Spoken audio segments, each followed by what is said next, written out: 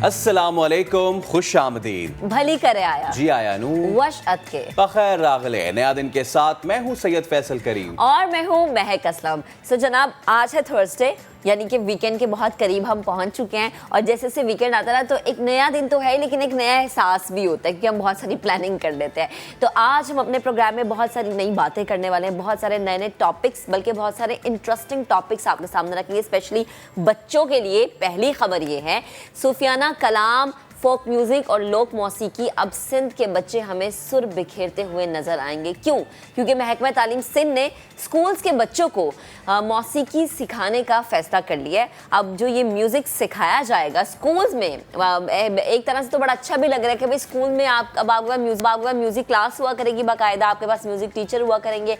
लेकिन वैसे सवाल है कि जो टीचर्स सिखाएंगे क्या उनको खुद म्यूजिक आता होगा या नहीं? ये सिंध हुकूमत के महकमा तालीम की पुरानी कारकर्दगी देखते हुए इस पे यकीन करना थोड़ा मुश्किल लगता है। लेकिन देखिए, नीयत पे शक नहीं करना चाहिए। तो 1500 उस्ताद भर्ती किए जाएंगे और क्या कुछ होगा इस पे शो में करेंगे बात। इसके अलावा K2 सर किया तो दुनिया के सबसे छोटे यानी कम उम्र तरीन कोपैमा थे।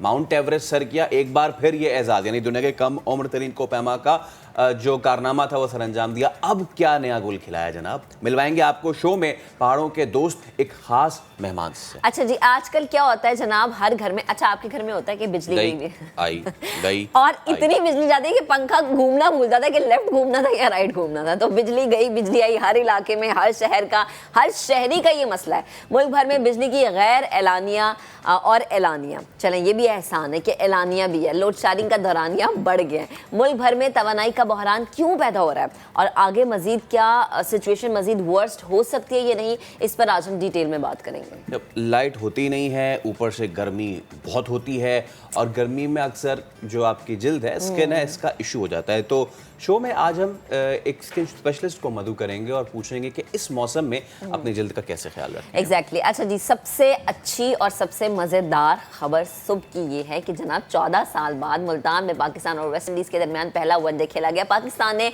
306 रन का हदफ आखिरी ओवर में हासिल कर लिया है। मैच 5 विकेटों से जीत गया।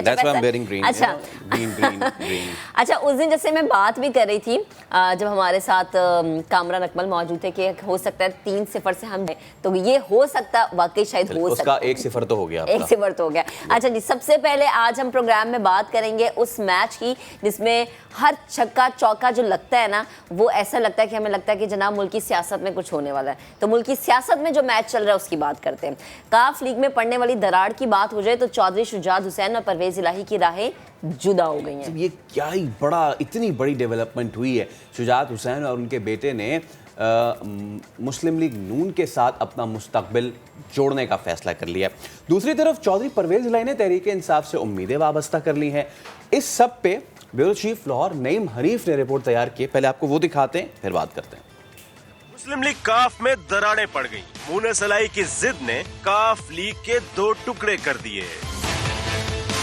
जराये के मुताबिक चौधरी शुजात बेटे और साथी रहनुमा मुस्लिम लीग नून का साथ देंगे, जबकि चौधरी परवेज इलाही ने तहरीक इंसाफ से उम्मीदें वाबस्ता कर ली हैं। मुनस इलाही ने चौधरी परवेज इलाही और दीगर को PTI के साथ चलने पर आमादा कर लिया है। चौधरी हुसैन इलाही भी परवेज इलाही ग्रुप का साथ देंगे।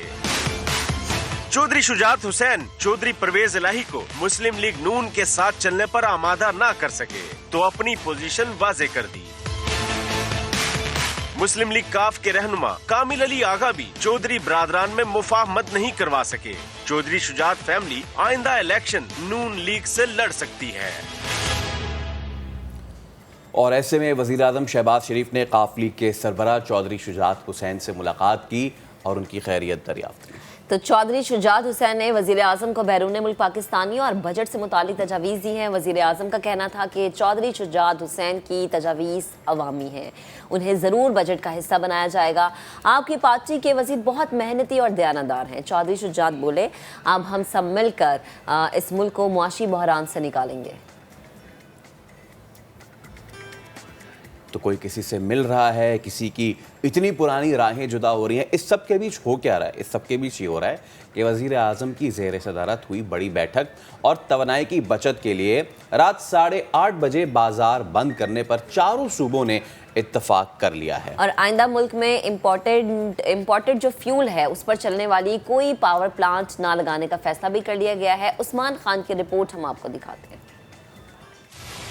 मुल्क में बिजली के संगीन बहरान पर काबू पाने का मिशन। कौमी इक्तिसादी कौंसिल ने वफाकी काबीना के फैसलों से असूली इत्तफाक कर लिया। बाजार मार्केटें रात 8:30 बजे तक बंद करने से मुतल्लिक चारों सूबे एक पेज पर तो आ गए, लेकिन तिजारती तंजीमों से मुशावरत के लिए सिंध, पंजाब और बलूचिस्तान ने 2-2 रोज की मोहलत मांग ली। बहरान से निपटने के लिए और भी कई इकदाम तजवीज किए गए। एक दिन का जो काम है उसको कम करने की तजवीज है सैटरडे की। हर रोज 20% जो वर्क फोर्स है उसको वर्क फ्रॉम होम की तजवीज़ है। इमरजेंसी में ये सारे इकदाम करने पड़ रहे हैं। वज़ीर आज़म ने कहा, माजी की गैर दानिशमंदाना पॉलिसियों ने संगीन मसाइल पैदा किए। महंगाई, बेरोजगारी, गुर्बत और अदम इस्तेहकाम जैसे खतरनाक चैलेंजेस दरपेश हैं। सूरत हाल इंतहाई मुश्किल जरूर है, लेकिन ऐसा भी नहीं कि निपटना मुमकिन ही न हो। मुख्तसर अरसे में मैशत की सिमत दुरुस्त कर दी। तवानाई समेत मुख्तलिफ शोबों के लिए इस्लाही इकदाम किए हैं। शहबाज शरीफ ने शुरा को अपनी तरजीहात, हिकमत अमली और नए माली साल के बजट से मुतल्लिक एतमाद में भी लिया। माहिरीन के मुताबिक तिजारती मराकज की जल्द बंदिश से 3000 मेगावाट की बचत होगी। शॉर्टफॉल आधे से भी कम रह जाएगा और लोड शेडिंग के मारे घरेलू सार्फिन को रिलीफ मिल सकेगा।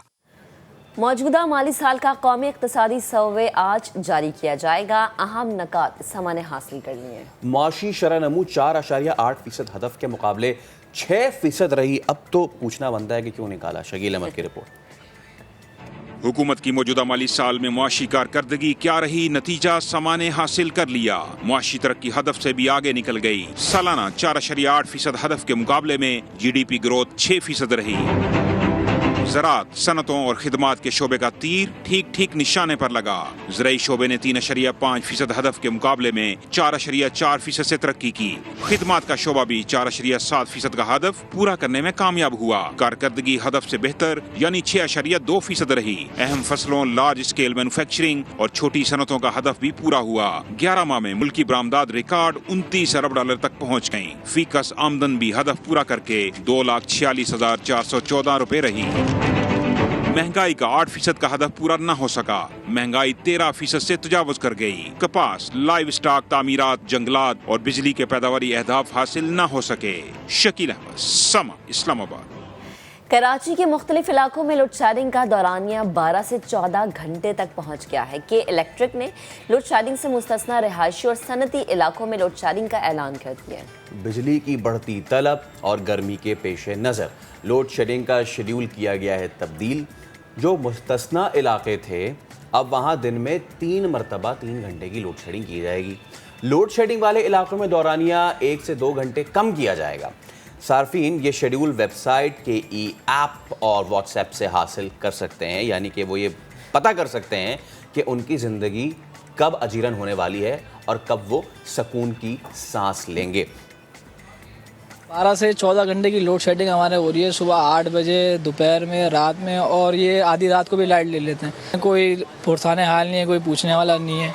कंप्लेनें कर करके थक गए। बंदा क्या करे, सुबह ऑफिस जाए तब लाइट नहीं, शाम में घर आए तब लाइट नहीं, रात में थोड़ी देर घर में बैठे खाना खाने को भी इमरजेंसी लाइट चला रहे हैं। लाइट का तो समझ ले हमें बहुत परेशान हुए, इतने परेशान हुए कि रातों को नींद जो है ना हमारी उड़ गई। लाइट है ही नहीं, समझ ले।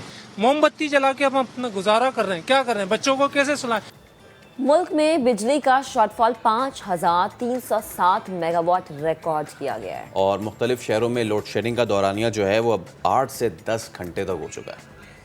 मुल्क में बिजली का शॉर्टफॉल 5360 मेगावाट रह गया। बिजली की पैदावार 21,293 जबकि तलब 26,600 मेगावाट है। मुख्तलिफ शहरों में लोड शेडिंग का दौरानिया 8 से 10 घंटे हो गया है। 4 से 5 मरतबा लाइट जाती है। अगर अंदाजा लगाया जाए तो 1.5 घंटा, कभी 1 घंटा, इस तरह लाइट जाती है। कोई टाइम टेबल नहीं है, हर घंटे के बाद जा रही है, 5-10 मिनट आती है फिर चल जाती है। पावर डिवीजन के मुताबिक पन बिजली की पैदावार 4,688 मेगावाट है। सरकारी थर्मल प्लांट्स 1,314 मेगावाट, निजी शोबे के बिजली घर 12,182 मेगावाट बिजली पैदा कर रहे हैं, जबकि विंड पावर प्लांट से पैदावार 1,567, सोलर प्लांट से 118 मेगावाट, बगास से चलने वाले प्लांट से 187 मेगावाट और जौहरी ईंधन से 1,237 मेगावाट बिजली पैदा की जा रही है। अच्छा जी, मुल्क भर में तवानाई का बहरान जारी है। गैर एलानिया लोड शेडिंग के बायस हर शख्स परेशान है। वैसे एलानिया लोड शेडिंग के बायस भी सब परेशान है। कराची हो जाए, लाहौर, पेशावर और कोयटा समेत शहरों और देहात में शदीद गर्मी में लोड शेडिंग से कारोबारी ज़िंदगी मुअत्तल होकर रह गया है। शहरी इलाकों में 10 से 12 देहात में जबकि शहरी इलाकों में 10 से 12 जबकि देहात में 16 घंटे बिजली बंद रही है। और इस वक्त एनर्जी क्राइसिस पूरे मुल्क का मसला है। मुल्क में बिजली की पैदावार 19,924 मेगावाट, बिजली की तलब 26,500 मेगावाट, जबकि शॉर्टफॉल 6,576 मेगावाट। इतना बड़ा डेफिसिट है। मुल्क में तवानाई के बहरान का हल आखिर है क्या, इस सब पे हम बात करेंगे। आज स्टूडियोज़ में हमें ज्वाइन किया राजा कामरान जो कि तर्जकार बराए तवानाई है, और इसके अलावा हम बात करेंगे हारून शमसी से जो कि सदर इंडस्ट्रियल एसोसिएशन FB एरिया है। सबसे पहले राजा भाई आपसे हम आगाज़ करते हैं। ये हमेशा का हर हुकूमत का रोना है कि डिमांड ज़्यादा है और प्रोडक्टिविटी कम है, तो प्रोडक्टिविटी बढ़ाने पे कब जोर देंगे? देखिए, अगर हम एनर्जी के बहरान की पाकिस्तान में जायज़ा लें तो हमें दो सिनेरियो को बात करना पड़ेगा। एक हम बात करेंगे कि 2013 का जो बहरान था और एक अब का जो बहरान है। 2013 में जो बहरान था, आपके पास इंस्टॉल्ड कैपेसिटी ही नहीं थी बिजली को पैदा करने की, तो आपने कोल के प्लांट लगाए, RLNG के प्लांट्स लगाए, शिफ्ट किया जो गैस पे शिफ्ट हो सकते थे। जो प्लांट्स फर्नेस ऑयल पर थे उनको आपने RLNG पर और गैस पे शिफ्ट किया और आपने अपनी बिजली के मसले को हल किया। जिस वक्त हमने गैस पर और कोयल पर प्लांट शिफ्ट किए थे उस वक्त गैस भी बहुत सस्ती थी और कोयला भी बहुत सस्ता था। कोयला $100 से कम था और गैस भी तकरीबन ब्रेंट के 13% पर थी। मगर अब जैसे दो वाक़यात हुए हैं, जैसे कोरोना के बाद दुनिया खुली है और उस लॉकडाउन ख़त्म हुआ है, और दूसरा रूस और यूक्रेन की जो जंग है उसने पूरी दुनिया को एनर्जी सिक्योरिटी के मसाइल से दो चार कर दिया है। ये बहरान अभी हम देख रहे हैं, इन सर्दियों में यूरोप में ये बहरान बहुत शिद्दत से रहा। यूरोप में आप अगर गूगल करके देखें एनर्जी पॉवर्टी, इस पर मैंने लिखा भी है, तो वो बहुत तेज़ी से बढ़ी है। वहाँ पे जो बिजली के बिल थे वो इतने ज़्यादा बढ़ गए थे कि बहुत सी कंपनीज बरतानिया में डिफ़ॉल्ट कर गई, एनर्जी कंपनीज। तो सूरत हाल जो है ये जैसी कोरोना खुलना शुरू हुआ वैसे ही बढ़नी शुरू हुई है। इस वक्त ईंधन बहुत कम है पाकिस्तान, और पाकिस्तान अपनी जो ज़रूरत का ईंधन है सारा इम्पोर्ट करता है, चाहे वो कोयला हो, RLNG हो जो बिजली बनाने के इस्तेमाल की जाती है, कुदरती गैस। अभी हम कराची में अगर हम के इलेक्ट्रिक की बात करें तो वहाँ पर उसको अभी इस वक्त कुदरती गैस कम मिल रही है। अगर हम कुदरती गैस डाइवर्ट करें टूवर्ड्स पावर सेक्टर तो ये हमारे लिए बेहतर हो सकता है। मिसाल के तौर पे अगर 1 यूनिट बिजली RLNG से बनती है तो वो 34 रुपए की है, अगर कुदरती गैस से बनती है तो वो 7 से 8 रुपए की है। इसी तरह से अगर इम्पोर्टेड कोयले से आप 1 यूनिट बिजली बनाते हैं तो 35 रुपए का बनता है, अगर वही थर्कोल से बनता है तो वही यूनिट 13 रुपए का है। तो हमें मकामी वसाइल की तरफ आना होगा और मकामी जो वसाइल हैं उनको बढ़ाना होगा। ठीक है, हारून शमसी साहब भी हमें ज्वाइन किए हुए हैं, उनसे बात करते हैं। हारून साहब, इंडस्ट्रीज़ को भी यकीनन मुश्किलात का सामना है, और अगर हम ये कहें कि सनती जो एरियाज़ है वहाँ पर बुरा हाल है, तो मैं चाहूँगी कि आप अपनी ज़ुबानी बताएं कि क्या क्या चैलेंजेस, कौन कौन सी मुश्किलात आप लोग फेस कर रहे हैं। अस्सलाम वालेकुम। सबसे पहले तो मैं आप लोगों का शुक्रिया अदा करता हूँ कि क्योंकि आपके तवज्जुह से ही हम आवाम तक भी और आला अहबाब तक भी हम ये अपनी बात पहुँचा सकते हैं।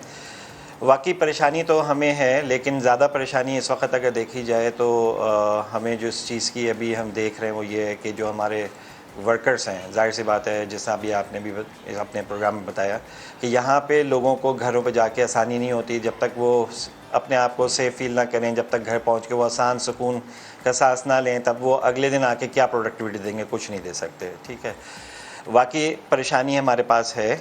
फ़िलहाल हम ऑब्ज़र्व नहीं कर रहे यहाँ पे, अभी हमारे यहाँ लोड शेडिंग इंडस्ट्री में शुरू नहीं हुई है कराची के अंदर, लेकिन जो हम ज़्यादा फोरकास्ट अभी हम जो कर रहे हैं वो ये कर रहे हैं कि अगले चंद दिनों के अंदर जो RLNG, जिस तरह अभी राजा साहब ने बोला कि RLNG जिस तरह हमारे यहाँ इस्तेमाल हो रही है जो कि 4675 रुपये में हमें मिलती है KE को, और उससे डिस्ट्रीब्यूशन होती है मेन पूरे शहर को, तो अब अगर ये इसी रेट के ऊपर चलते रहे तो हमारे पास ये यूनिट है ये बन जाएगा 42-45 रुपीज़ का। ठीक है, और अगर इस दाम के अंदर तो अच्छा है कि लोग कहेंगे लोड शेडिंग हो जाए, बजाय इसके कि यहाँ पे हमें इलेक्ट्रिक मिले।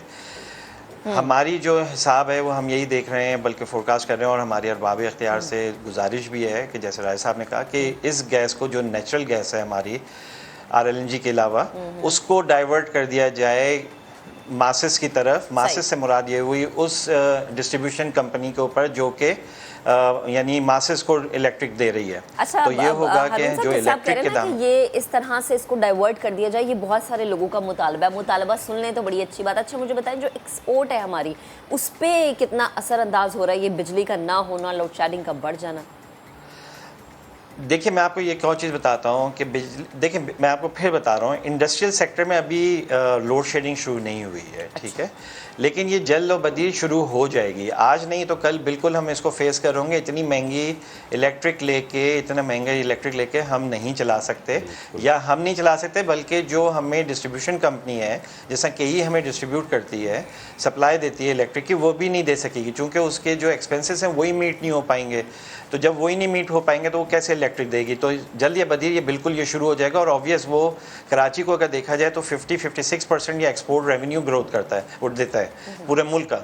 अगर ये बंद हो गया तो आप समझ लीजिए कि बहुत बड़ा इम्पैक्ट आएगा इसका हमारी एक्सपोर्ट के ऊपर भी, इकॉनमी के ऊपर भी, और वो जो है बहुत बुरी तरह हिट करेंगे हमारी इकॉनमी को। तो हमारा तो बिल्कुल ये कहना है अरबाब इख्तियार से कि देखिए, बिल्कुल ये समझ लेना चाहिए कि चंद यूनिट्स हैं जिनको के कुदरती गैस से जो सेल्फ जनरेशन करते हैं, यानी कि उनकी गैस अगर यहाँ पे चूँकि गैस नविश्ता दीवार है, इसको पढ़ने की ज़रूरत है। राजा साहब, कितना पढ़ रही है हमारी हुकूमत से लिखे हुए को? देखिए, हुकूमत तो पढ़ रही है। हुकूमत के इक़दाम आपको नज़र आ रहे हैं। उन्होंने ऑस्टेरिटी मेजर्स किए हैं, बिजली की बचत के लिए किए हैं। इसके अलावा जो बाज़ार को जल्दी बंद करने की बात हो रही है वो भी इसीलिए है क्योंकि आपका जो सर्च टाइम है वो जब कमर्शियल बंद नहीं होता और आपका रेजिडेंशियल जो है वो लाइट अप हो जाता है, तो उससे जो है आपको एक बिजली का सर्ज जाता है। आपको उस दौरान जो है अपनी बिजली की बचत करनी है। देखिए, पूरी दुनिया में हमने कुछ दुनिया देखी है थोड़ी बहुत, उसमें इतनी रात गए कोई तफरीकत, कोई तसव्वुर नहीं है। राजा साहब, क्या ये परमानेंट सोल्यूशन है? ये तो टाइमली सर्जरी तो हो सकती है, लेकिन क्या ये परमानेंट सोल्यूशन? देखिए, परमानेंट सोल्यूशन के लिए आपको, जैसे शमसी साहब भी कह रहे थे और मैंने भी कहा कि हमें इंडिजिनस सोर्सेज पे जाना होगा, हमें मकामी गैस निकालनी होगी। इस वक्त जो कीमतें हैं आलमी सतह पर, उसमें हमारे लिए वाइबल है कि हम नई टेक्नोलॉजीज़ लेकर आएँ, हम टाइट गैस को लेकर आएँ, हम शेल गैस को लेकर आएँ। वो ज़रा उसको एक्सक्यूट करना ज़रा महंगा है, मगर वो मकामी होगी, उसमें हमारा डॉलर बर्न नहीं होगा। और ज़्यादा से ज़्यादा हमारे पास इस वक्त एक्सप्लोर हुए ही नहीं हैं जो इलाके हमारे, जहाँ पे हमारे तेल और गैस के ज़खायर मौजूद हैं, हमें उससे एक्सप्लोर करना होगा। थर के कोयले को आपको लाना होगा, रेलवे लाइन से मुंसलिक करना होगा। अभी अगर उसको ट्रकों पे लोड करके लाते हैं तो वो ज़रूरियात को पूरा नहीं कर सकेगा, मगर उसको शुरू करना चाहिए। और रेलवे लाइन अगर थर की ML1 से मिला दी जाए तो आपके जितने पावर प्लांट्स हैं और जितने आपके सीमेंट प्लांट्स हैं उनके लिए कोयला जो है थर का इस्तेमाल करें, इंडिजिनस कोयला इस्तेमाल करें। जैसे मैंने आपको बताया कि 35 और 13 रुपए में दुगने से भी ज़्यादा का फ़र्क है। सो हमें अपने मकामी वसाइल पर आना होगा और बिजली की कम से कम 20% बचत करनी होगी ताकि हम ये क्राइसिस और इस बहरान से निकल सकें। मकामी वसाइल आज के तो नहीं है, हमारे पास हैं। आपने कोल की बात की, हो सकता है उनके पास कोई उज़र हो। जमपीर में तो कोई उज़र नहीं है ना, वहाँ क्या मसले मसाइल हैं? देखिए, जमपीर हमारा जो है वो कॉरिडोर है विंड का। वहाँ पे कुछ चाइनीज़ ने और फौजी ग्रुप ने वहाँ पे कुछ विंड टरबाइन लगाए हैं, मगर अभी वो सस्टेनेबल वहाँ से बिजली नहीं आ रही है। वहाँ पे जो डेटा है अभी उसको मज़ीद उस पर रिसर्च करने की ज़रूरत है। टर्किश हैं वहाँ पे 3-4 लगे हुए हैं विंड टरबाइन कंपनीज़ के, मगर अभी वहाँ से नहीं। मगर आपके पास सोलर का बहुत अच्छा प्रॉस्पेक्ट मौजूद है। वर्ल्ड बैंक की रिपोर्ट है कि अगर आप पाकिस्तान के टोटल लैंड का 0.7% इस्तेमाल करें तो आप 24,000 मेगावाट बिजली बना सकते हैं जी। और 300 डेज आपको सोलर जो है दस्तयाब है पाकिस्तान में, बल्कि मोर देन 300 डेज दस्तयाब है कराची में, बलूचिस्तान में, सिंध में। सो हमें सोलर पे जाना है। जिसमें हमारा ईंधन ना लगे। हमें इंडिजिनस पर आना है और बचत करनी है, क्योंकि ये जो इस वक्त प्राइसेस है इंटरनेशनली वो सस्टेनेबल नहीं और है। किसी की भी बर्दाश्त में नहीं है ना राजा नहीं, साहब, वो तो कोई बर्दाश्त कर ही नहीं सकता। डैम पे भी हम बात करेंगे और उसके अलावा क्या कभी किसी गवर्नमेंट ने इस पर काम करने की कोशिश किया? नहीं, इस पे हारून साहब भी हमारे साथ ही मौजूद हैं और राजा साहब भी। एक ब्रेक लेते हैं, ब्रेक से जब वापस आएंगे देन मजीद डिस्कशन करेंगे।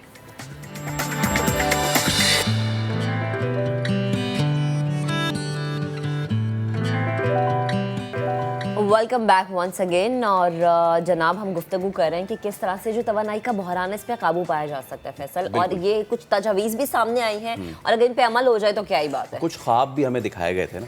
तो राजा कामरान साहब हमारे साथ मौजूद हैं। राजा साहब, एक चीज़ जो कि पिछली हुकूमत बहुत ज़्यादा कहती है, देखें अगर हम रूस से सस्ता तेल ले लेते तो आज जो है हमारी दुनिया तब्दील हो जाती। ये कितनी हकीकत है और कितना फसाना? देखिए, कोई भी जब मार्केट में सस्ती चीज़ नहीं बेचेगा, ठीक है। और इस वक्त जो कमोडिटी है वो किंग है, और कोई भी अपनी चीज़ को इतना, सर ये जो सौदे हैं ना, ये 1 सेंट और 2 सेंट के अगर कमी हो बेशी हो तो इस पर सौदे जो हैं ख़त्म हो जाते हैं। ये बहुत बड़े सौदे होते हैं और इसमें अरबों डॉलर की इन्वॉल्वमेंट होती है। ये इतना आसान नहीं। अगर रूस का सस्ता तेल दस्तयाब है तो अगर PSO टेंडर करता है तो उस टेंडर में क्यों नहीं आते? तेल, हम तो एक बात कह रहे हैं ना कि क्रूड की बात कर रहे हैं भाई, अगर रिफाइंड प्रोडक्ट हम क्यों नहीं ले लेते रूस से? अगर इतनी सस्ती मिल रही हैं, अगर इतनी सस्ती मिल रही होती तो दुनिया भर में कीमतें कम होती। इंडिया की जहाँ तक बात कर रहे हैं, इंडिया मुस्तकिल रूस का ख़रीदार है, उनकी एक सप्लाई चेन मौजूद है और उस सप्लाई चेन के मुताबिक वो तेल वो वहाँ पे मिल रहा है। अगर रूस का तेल सस्ता होता ना तो अभी आपके गली मोहल्ले में मिल रहा होता, जिस तरह से ईरानी तेल सस्ता था, आपको हर जगह मिला, ठीक है। आप कराची से भाजे आपकी तरफ, आपको ईरानी तेल मिला क्योंकि वो सस्ता था। अगर रूस का तेल इतना ही सस्ता होता तो आपको वो हर जगह मिलता, ठीक है। हुकूमत ने कोशिश की थी, एक लेटर लिखा था, मगर उसका जवाब रशियंस ने नहीं दिया। वो ये चाहते थे कि उनको पाकिस्तान में गैस लाइन बिछाने का मंसूबा मिले, जो कि बहुत ज़्यादा महंगा था, और पाकिस्तान में सुइसदरन और सुनोदरन के पास ये कैपेबिलिटी मौजूद है कि वो high pressure gas pipeline Pakistan में डाल सकती है, वो सस्ती पड़ती। अब हमें डॉलर्स की पहले ही बचत करनी है, हम इतनी महंगी गैस पाइपलाइन का मंसूबा क्यों दे देते? जो भी बात कही जा रही है वो फ्रूटफुल नहीं हो सकी थी उस वक्त तक। आप देखेंगे हमाद अजहर साहब का जो लेटर सामने आया है वो किस तारीख का है? वो तहरीक अदम एतमाद से चंद दिन पहले का है। अब अगर मैं इस पर मज़ीद गुफ्तगू करूँ तो वो बात सियासी हो जाएगी। शेख रशीद साहब ने जैसे कहा कि हमें तो 6 महीने पहले पता था कि हम जा रहे हैं। ये एक मिथ है, एक मोर ऑफ पॉलिटिकल मूव। ये एक पॉलिटिकल मूव है, मगर देखिए इंटरनेशनल रिलेशंस को हमें डोमेस्टिक पॉलिटिक्स में शामिल नहीं करना चाहिए। सही है, ठीक है। हारून साहब आपकी तरफ आती हूँ, मुझे बताएं इंडस्ट्रीज में इस वक्त क्या सूरत हाल है, स्पेशली अगर एक्सपोर्ट के हवाले से मैं जानना चाहूँ तो क्या इस वक्त हम देख सकते हैं, क्या फैक्ट्स फिगर चल रहे हैं? देखिए, एक्सपोर्ट तो इस वक्त जैसे सबको ही मालूम है कि हमारी ग्रोथ अच्छी थी, ठीक है, लेकिन अब हमें जो है वो जो इस दफ़ा गैस और इलेक्ट्रिक का जो अभी ये मसला आने वाला है और जो रेट्स का मसला आएगा, तो मुझे लगता है कि आगे ये जो है ग्रोथ नहीं हो पाएगी और हम जो अपने टारगेट्स हैं वो उनको मीट करना हमारे लिए मुश्किल हो जाएगा। मैं आपके प्रोग्राम के तवज्जुह से बार बार एक ही बात कह रहा हूँ, देखें लॉन्ग टर्म्स प्लानिंग मौजूद है, ठीक है, उसके ऊपर अमल दरामद होना चाहिए। पिछली गवर्नमेंट ने कुछ इंसेंटिव्स दिए थे, जैसे कि 3% के ऊपर लोन स्टेट बैंक ने दिया, यहाँ पे इंडस्ट्रियलिस्ट ने सोलर पावर अपने यहाँ लगाए, ठीक है, इट्स अ गुड, यानी बहुत अच्छी स्कीम थी।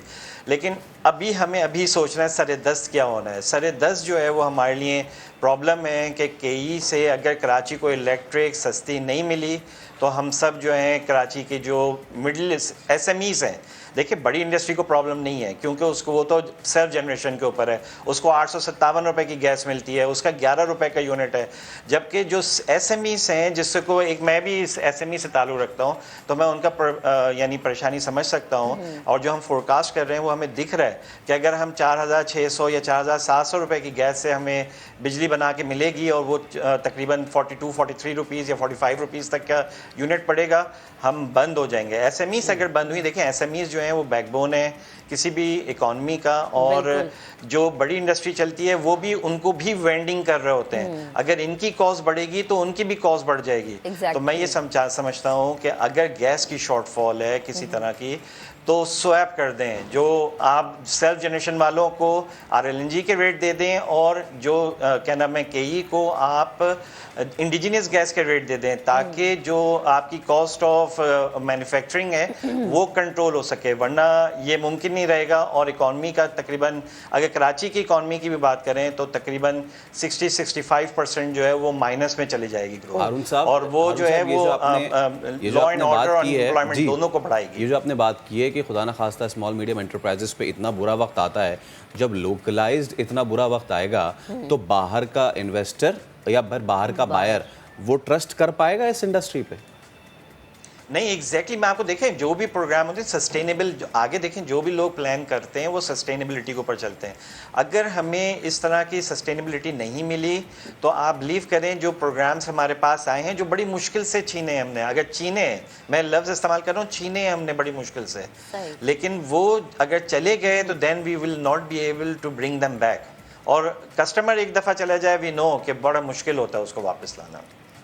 अच्छा, मैं राजा साहब से भी आखिर में ये पूछना चाहूँगा, डैम्स पे हमने नहीं दी तवज्जो, डैम्स अगेन वही वाली बात, पॉलिटिसाइज होते रहे, लेकिन अब क्या सिचुएशन है, इक्का दुक्का प्रोजेक्ट से क्या हमारा भला होगा? देखिए, डैम जो होता है एक बहुत बड़ा प्रोजेक्ट होता है और उसमें बहुत ज़्यादा टाइम लगता है, क्योंकि वो सीमेंट का एक बहुत बड़ा स्ट्रक्चर होता है। उसको सीमेंट की जब भराई की जाती है तो उसको सूखने के लिए भी एक टाइम दिया जाता है। अगर वो प्रॉपरली ना दिया जाए तो फिर डैम कमज़ोर हो जाते हैं। हमारे पास हमने 60s की दहाई में मंगला और तरबेला के 2 डैम बनाए थे और उसने पाकिस्तान को 80 की दहाई तक सस्ती बिजली फराहम की, और उस वक्त देखेंगे आपका ग्रोथ रेट भी 6% के अराउंड ही रहा। और फिर हम जब 90s में आए तो जब हमने हमारी एनर्जी की ज़रूरत बढ़ी तो हम शिफ्ट हुए थर्मल पे।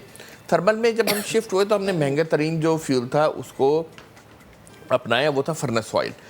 अब डैम्स बनाने और जो हैं वो बहुत ज़रूरी हैं। देखें, 90s में गाजी भरोता प्रोजेक्ट आया था, इसके बाद अभी दियामीर भाषा डैम पर काम जारी है, मेहमन डैम पे काम जारी है, जो चाइनीज़ बेचारे हमारे दोस्त मुल्क के लोगों को हदफ बनाया गया। फिर अभी आप नीलम जेहलम, अभी मैं कश्मीर गया था तो हमने देखा कि नीलम जेहलम पर जो है अच्छा खासा वह उस पर जो है बिजली प्रोड्यूस हो रही है और वो दी जा रही है।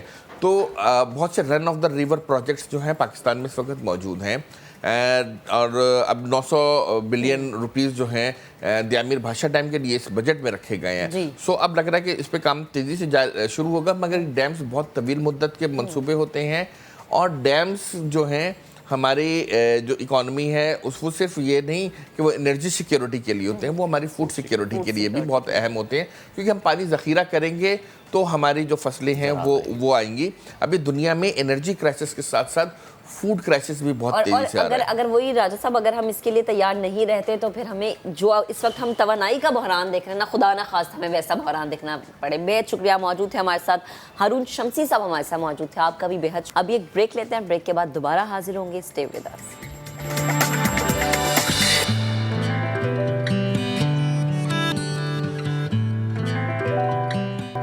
Welcome back. वज़ीर आज़म शहबाज शरीफ का किया हुआ वादा पूरा हो गया। खैबर पख्तूनख्वा को सस्ता आटे की फराहमी का सिलसिला जारी है। बात करेंगे पेशावर में हमारे नुमाइंदे अब्दुल रहमान से। अब्दुल रहमान, बताइए।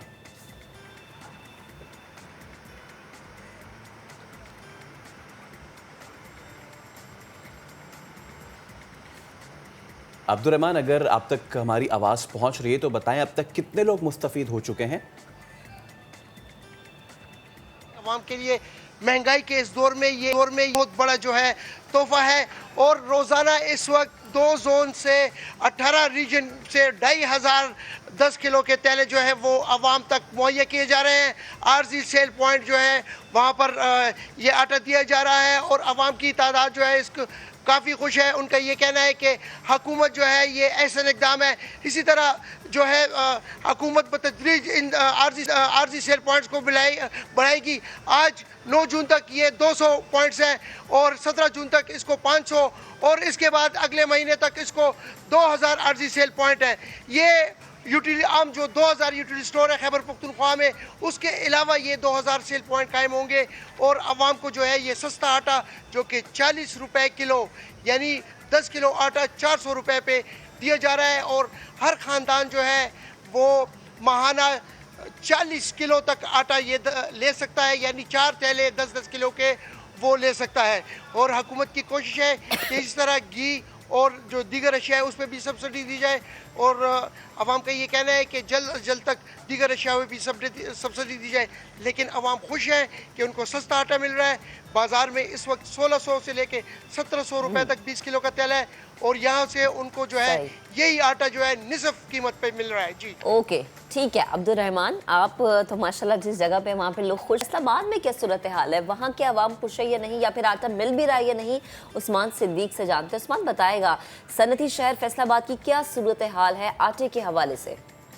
जी बिल्कुल, फैसलाबाद में आटे की सूरत हाल कल से खराब हो गई थी क्योंकि फ्लोर मिल एसोसिएशन की जानिब से फ्लोर मिलों को बंद कर दिया गया था। कल उनकी जानिब से प्रेस कॉन्फ्रेंस भी की गई थी कि जो इंतजामिया की जानिब से छापे मारे जा रहे हैं और ये फ्लोर मिल्स की जानिब से जो हर नई हुकूमत आती है उसमें ऐसा हम देखने में हमें नजर आया है कि इनकी जानिब से हड़ताल की गई है। कल भी उनकी जानिब से हड़ताल की गई थी कि जो इंतजामिया है वो छापे मार रही है। इंतजामिया की इस हवाले से मौक़िफ़ था कि फ्लोर मिल मालकान जो हैं वो सस्ता आटा जो है उसके बदले जो गंदम ले रहे हैं उसके बदले में जो आटा ग्रैंड करते हैं वो पेशावर स्मगल किया जाता है, वहाँ पे महंगे दामों फरोख्त किया जाता है। इंतजामिया ने इस हवाले से कार्रवाई करके एक ट्रक भी पकड़ा था जिसमें आगे तो वंडा पड़ा था लेकिन पीछे जो आटे के थैले थे वो स्मगल किए जा रहे थे। जब ये आटा पकड़ा गया इंतजामिया की जानिब से सख्तियां दिखाई गई तो फ्लोर मिल मालकान ने अपनी मिलें बंद कर दी थी जिसकी वजह से मार्केट्स में आटे की सप्लाई मुतासर हो गई थी। मैं यहाँ पे ये बताता चलूँ कि फैसलाबाद में रोजाना की बुनियाद पे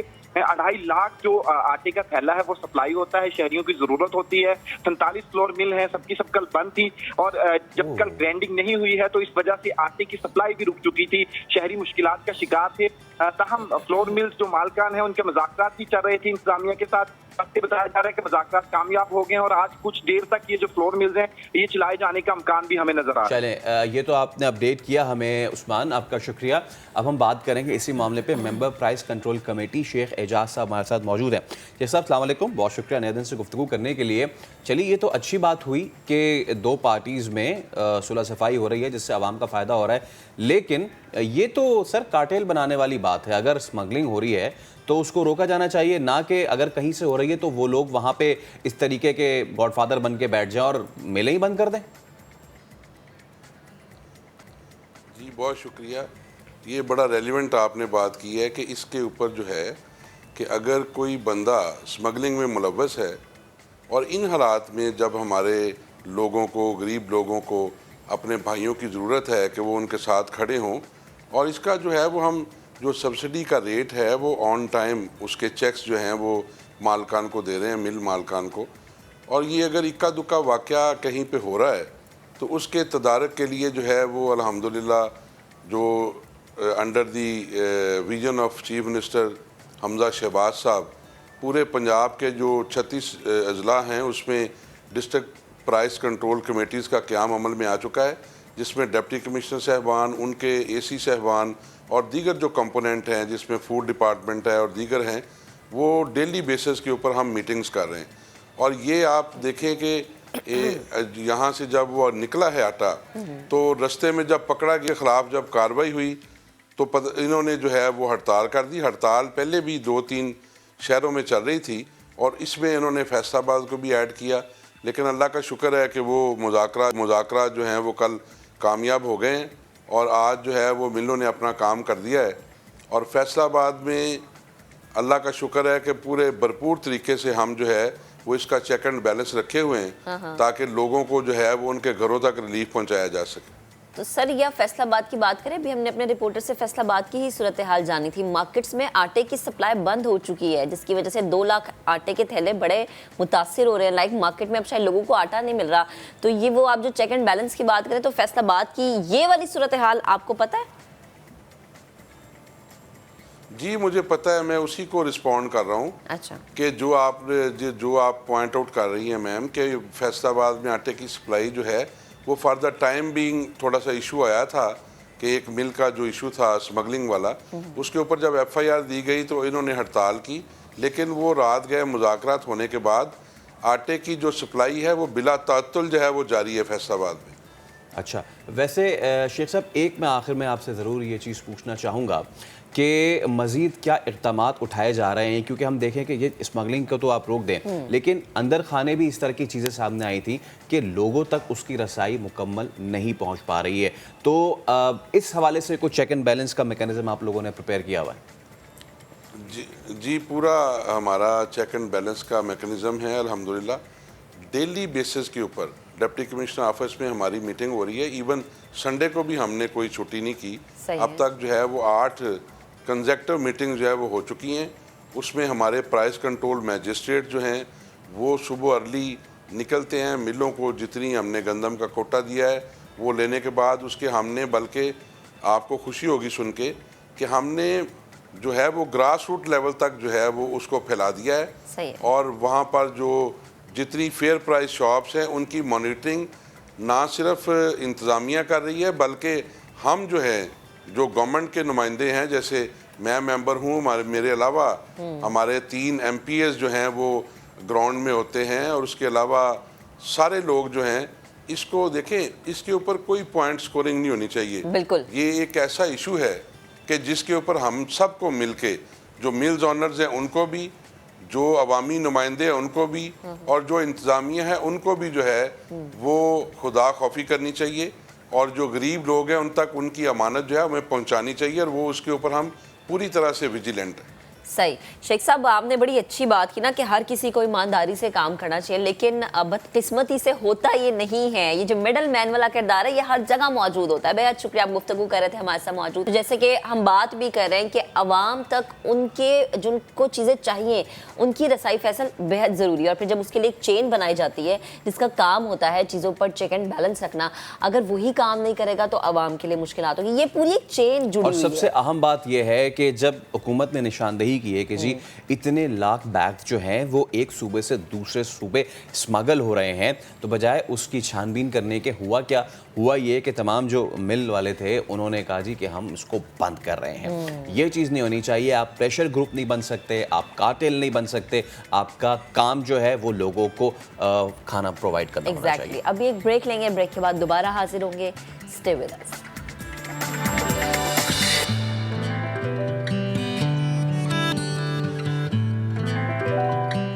वेलकम बैक। अब आपको बताएंगे कि बलूचिस्तान के ज़िला क़िला सैफुल्ला में मुसाफिर वैन खाई में जा गिरी, ख़वातीन और बच्चों समेत 22 अफराद जाम बहक हुए, जबकि एक 13 साला बच्चा जो है ज़ख्मी हुआ। रिपोर्ट आपको दिखाते हैं, फिर इस पे बात करते हैं। लोरालाई से रवाना होने वाली मुसाफिर वैगन की मंजिल तो जोब थी, लेकिन क़िला सैफुल्ला में हादसे का शिकार हो गई।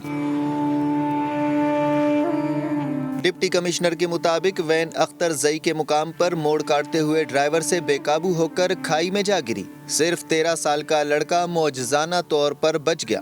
पहाड़ी रास्ते की वजह से इमदादी टीमों को पहुंचने में दुश्वारी का सामना करना पड़ा। अख्तर जई के मुकाम पर वो एक गहरे खाई में गिरी हैं, जिसमें टोटल 23 पैसेंजर्स थे। 23 में से 22 जो हैं उनकी डेथ हो गई हैं, और एक सीरियसली इंजर्ड है, उसको कोयटा रेफर किया गया है। वज़ीर आला बलूचिस्तान ने हादसे में कीमती जानों के ज़िया पर अफसोस का इजहार किया है। इसी पर बात करने के लिए फराज़ीम तर्जुमान बलूचिस्तान हुकूमत हमें ज्वाइन कर चुके हैं, उनसे बात करेंगे। बेहद शुक्रिया वक्त देने के लिए। अभी हम अपने नाज़रीन को भी बता रहे थे कि 22 लोग जान की बाजी हार गए और एक 13 साला बच्चा जो कि ज़ख्मी हालत में बचा है। मैं चाहूँगी कि अभी करंट अपडेट क्या है, प्लीज़ अगर आप बता सकें। बिस्मिल्लाहिर्रहमानिर्रहीम। सबसे पहले तो बहुत ही अफसोस हुआ कि ये इतना बड़ा जो वाक़या क़िला सैफुल्ला में पेश आया और इसमें इतनी कीमती जानें जो थी उनका ज़िया हुआ। ये कल सुबह का वाक़या है, और ये वैन जो थी, मुसाफिर वैन जो थी, ये लोरालाई से योब जाती थी। अच्छा, यहाँ मैं आपको ये भी बताऊँ कि वहाँ पर रोड्स भी हैं, हाईवे भी मौजूद है, लेकिन जो ये शॉर्टकट्स के चक्कर में ड्राइवर्स होते हैं, ये शॉर्टकट रास्ते से उसने लोरालाई से योब की तरफ वो आ रहा था। ये कच्चा रास्ता था, और फिर तेज रफ्तारी के बाइस अभी वो टीम्स जो हैं इस पे इन्वेस्टिगेट कर रही हैं कि असल वजह क्या थी, या ये तेज रफ्तारी की वजह से मोड़ काटते हुए ये गहरी खाई में गिर गई है वैन, या इसकी कोई और वजह है। लेकिन ये मैं आपको बता दूं कि हाईवे वहाँ पर मौजूद है, रोड वहाँ पर मौजूद है, लेकिन ये शॉर्टकट रास्ते की वजह से कि उन्होंने ये सोचा होगा कि जल्दी पहुँच जाएंगे, तो शॉर्टकट रास्ता लिया है और ये कच्चा रास्ता था। फिर वो सारा पहाड़ी इलाका है। लेकिन जब ये वाकया कल पेश आया तो उसी वक्त जो रेस्क्यू हमारी टीम्स थी वो वहाँ पर मौजूद रहीं। डीसी खुद ऑन द स्पॉट वहाँ पर पहुँच गए थे और जो डेड बॉडीज थी वो वर्सा के हवाले कर दी गई हैं, जो अभी लेटेस्ट अपडेट्स हैं। और इसमें जो एक बच्चा क्रिटिकली इंजर्ड था उसे क्वेटा हॉस्पिटल जो है वो शिफ्ट कर दिया गया है। जी अच्छा, आप जिस सड़क की बात कर रही हैं, that's I guess N50 if I am not wrong, तो जाहिर सी बात है अब ये शॉर्टकट्स जो हैं इन पे कितना अमल दखल होता है वहाँ के जो भी इदारे होते हैं उनका। क्या इस तरह की चीज़ें हो सकती हैं कि इन ड्राइवर्स को ऐसे रूट इस्तेमाल करने के लिए जो है इन पे पाबंदी लगाई जाए, क्योंकि एक जान भी बहुत कीमती है मैम, 22 लोग चले गए। बिल्कुल बिल्कुल, आप देखें बहैसियत मुसलमान हम तो इंसान तो वाकई बहुत कीमती है, लेकिन हमारे लिए तो जानवर जो जानदार हैं वो भी हमारे लिए बहुत अहमियत रखते हैं। तो ये बिल्कुल आपने सही कहा। जिस तरह देखें आज ही सुबह कमिश्नर यूब से मेरी बात हो रही थी इसी हवाले से, और इस पे बड़ा अफसोस का इजहार हम सब ने किया कि देखिए रोड होने के बावजूद, हाईवे होने के बावजूद भी इस तरीके से शॉर्टकट्स का इस्तेमाल करना, और फिर आपने अगर वो देखा होगा वो बड़ा दुश्वार गुजार वो रास्ते हैं और सारा बलूचिस्तान ही एक पहाड़ी सिलसिला है और फिर वो कच्चा रास्ता है। तो ये ज़रूर तेज़ रफ्तारी की वजह से जब ये मोड़ काटा गया है तो वो ड्राइवर से बेकाबू हुई है वैन, और ये इस तरीके से ये वाकया बहुत बड़ा वाकया जिसके लिए बहुत अफसोस का हम जितना भी इजहार करें कम है। लेकिन अब जबकि ये वाकया भी सामने आया है और इस तरीके से ये शॉर्टकट्स का जो इस्तेमाल ड्राइवर्स कर रहे हैं, इस पे हुकूमत अब इनिशिएटिव लेगी। और इसी सिलसिले में जैसे मैंने आपको बताया कि सुबह ही कमिश्नर से मेरी इस पे बड़ी तफसीलन बातचीत हुई है और इस हवाले से लाए अमल जो है अभी आगे हमने क्या स्टेप्स लेने हैं उसकी तैयारी जारी। अच्छा फरहान, ये भी जानना चाहेंगे कि खवातीन और बच्चे सवार थे इस वैगन में, इस बस में, तो क्या ये एक ही लोगों का ताल्लुक एक ही खानदान से था?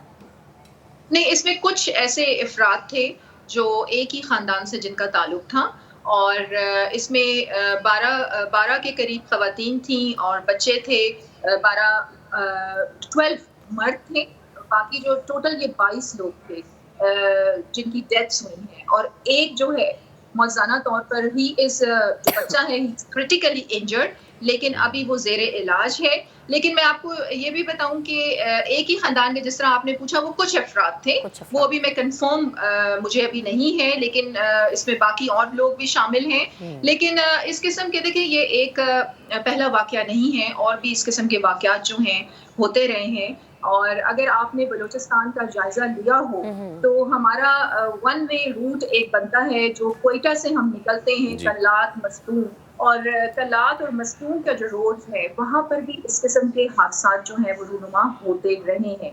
और इसमें यही आता है जो भी इन्वेस्टिगेशंस हुई हैं तो वो ड्राइवर्स की तेज़ रफ्तारी की वजह से, या उनकी जिस आप ये कह लें कि वो तेज़ रफ्तारी में जब आप मोड़ काटते हैं, अगर हम ड्राइवर्स हैं, मैं खुद भी ड्राइव करती हूँ, अगर आप आम रोड पर भी जाएंगे और तेज़ रफ्तारी से जब आप मोड़ काटते हैं तो गाड़ी आपसे बेकाबू हो जाती है। तो ये तो एक बहुत बड़ी जिम्मेदारी की बात है, और इस पे जो मौजूदा हुकूमत है हमारे प्लान्स में भी ये बात शामिल है। और अब इस हादसे के बाद बहुत ज़्यादा जो इंतज़ामिया है वो अलर्ट हो गई है कि अब इस पे हमें सख्ती से इनिशिएटिव्स लेने पड़ेंगे, और ड्राइवर्स को भी जो इन पे रूल्स एंड रेगुलेशंस इस किस्म के लागू किए जाएं और इस तरह के फाइन्स इन पे लगाए जाएं ताकि ये भी एहतियात करें, क्योंकि कीमती जानें, आपको पता है, ये जो मुसाफिर वैगन होती हैं, बसेस होती हैं, इसमें बहुत सी जानें होती हैं। और ड्राइवर्स को भी ये समझना चाहिए कि वो सिर्फ उस वक्त अकेले उसको ड्राइव नहीं कर रहे, उनके साथ कितने ख़ानदान जो हैं उनकी जिम्मेदारी उनके सर पर है।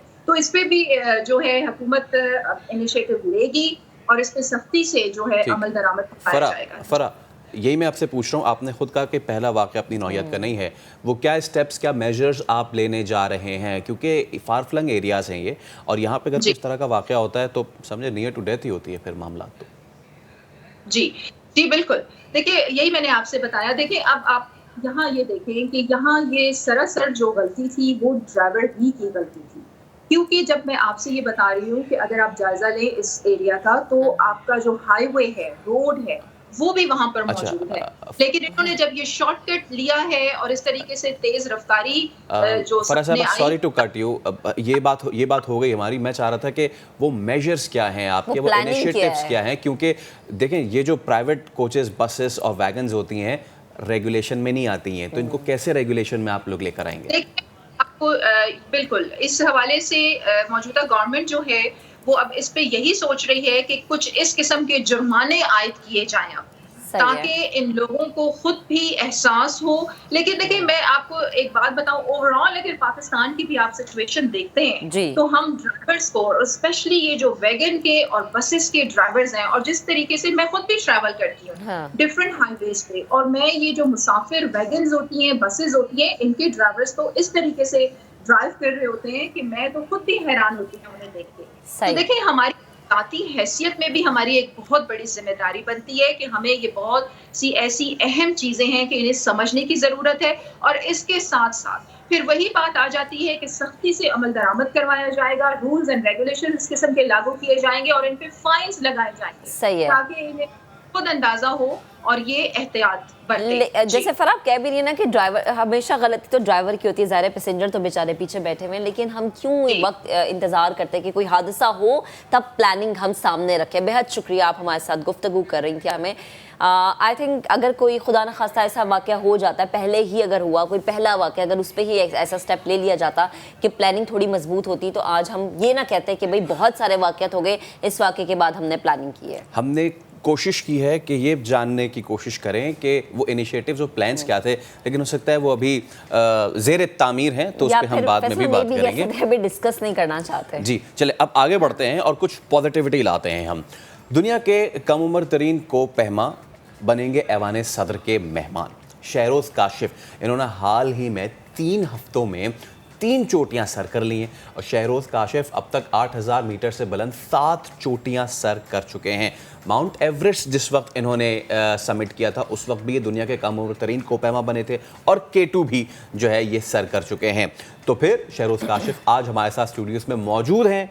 वेलकम करते हैं आपको शहरोज़। अस्सलाम वालेकुम, कैसे हैं आप? खैरियत से हैं? और एक तो आपको बहुत बहुत मुबारक हो और अलॉन्ग विद योर पीयर्स आपको बहुत बहुत ज़्यादा हमारी तरफ से मुबारकबाद हो। कैसा फील कर रहे हैं? बहुत शुक्रिया, first of all thank you for having me. और बहुत अच्छा फील कर रहा हूँ।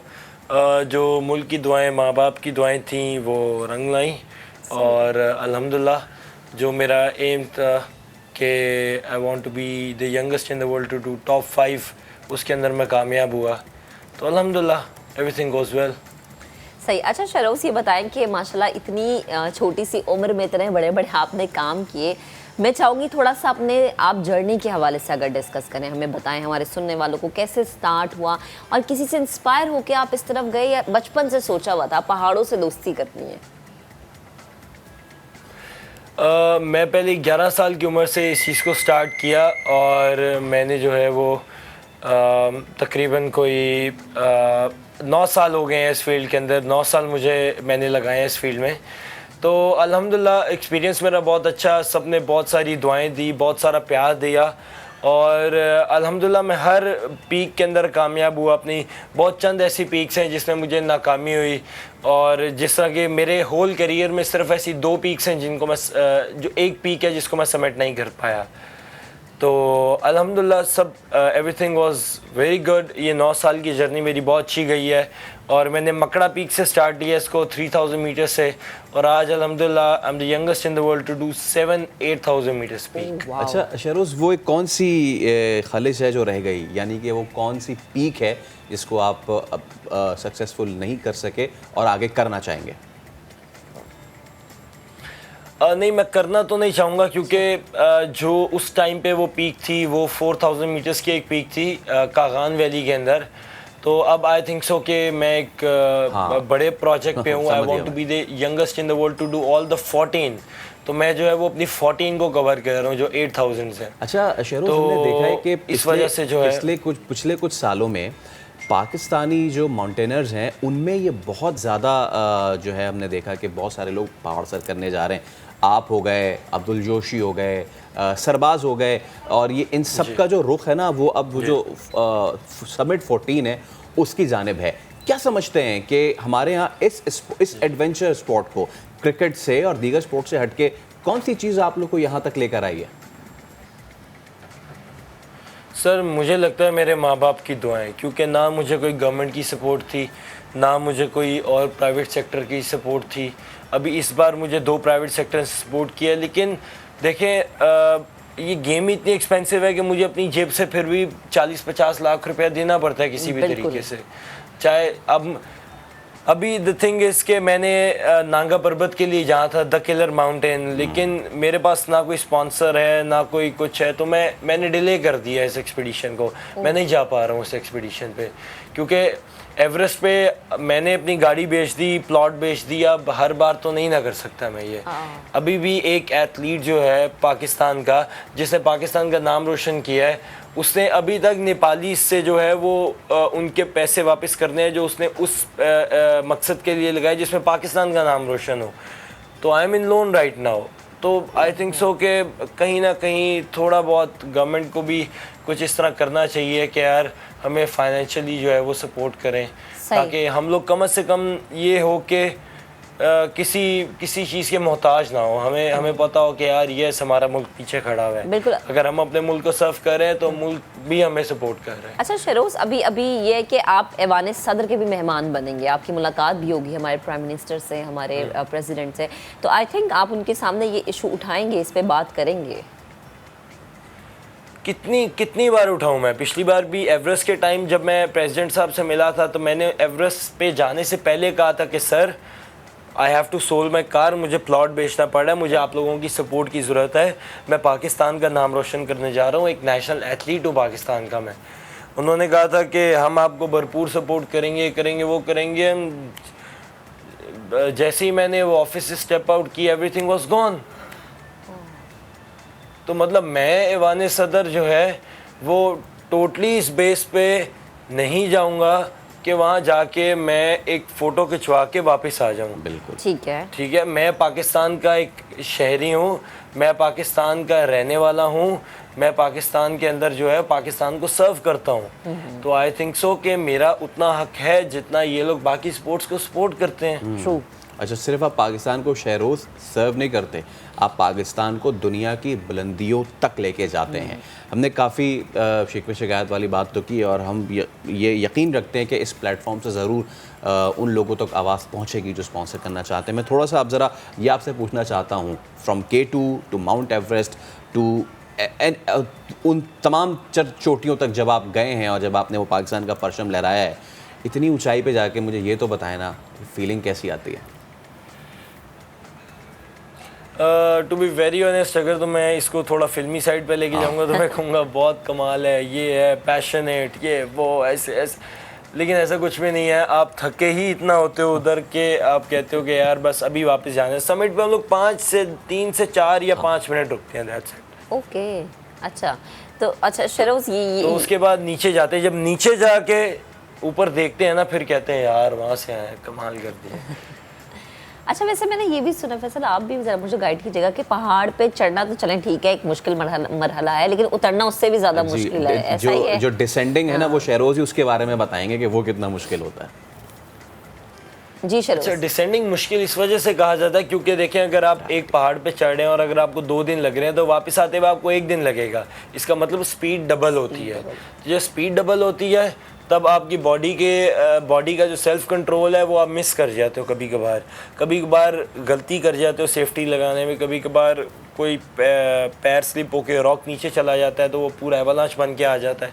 तो ये इस तरह की कुछ चीज़ें होती हैं कि जो उतराई को बनाती हैं डिफ़िकल्ट, लेकिन ट्रस्ट में चढ़ाई भी डिफ़िकल्ट है। हाँ, ऑब्वियसली। और शहरोज़, ये मुझे बताएं कि हमारे यहाँ, अब आप अपने भी बात बताइएगा कि आप ट्रेनिंग किससे लेते हैं, कोई सीनियर या फिर और अगर वैसे उमूमी बात की जाए तो हमारे यहाँ ट्रेनिंग जो है इसमें वो कहाँ की जाती है और कितने ज़्यादा या कितने कम सेंटर्स हैं इसके लिए? सर हेल्थ सेंटर तो हमारे पास पाकिस्तान में है ही नहीं ना, हम लोग तो पार्क्स वगैरह में ट्रेनिंग करते हैं जाके। और जिम चले आते हैं या पार्क चले आते हैं। हेल्थ सेंटर्स हैं ही नहीं पाकिस्तान के अंदर। अगर आप बाहर बाकी क्लाइंबर्स को देखें तो वो ऑक्सीजन मास्क लगा के और ऑक्सीजन को कम करके ट्रेनिंग करते हैं। ऑल्टीट्यूड रूम्स होते हैं उनके पास जहाँ पे वो ऑल्टीट्यूड को कम करते हैं। लाइक अगर उन्होंने सेट कर दिया कि इसका ऑल्टीट्यूड 6000 मीटर्स है और वो 6000 मीटर्स पे फिर साइकिलिंग करेंगे और वो सब कुछ करेंगे, तो वो उस ऑल्टीट्यूड के हिसाब से ट्रेन होते हैं।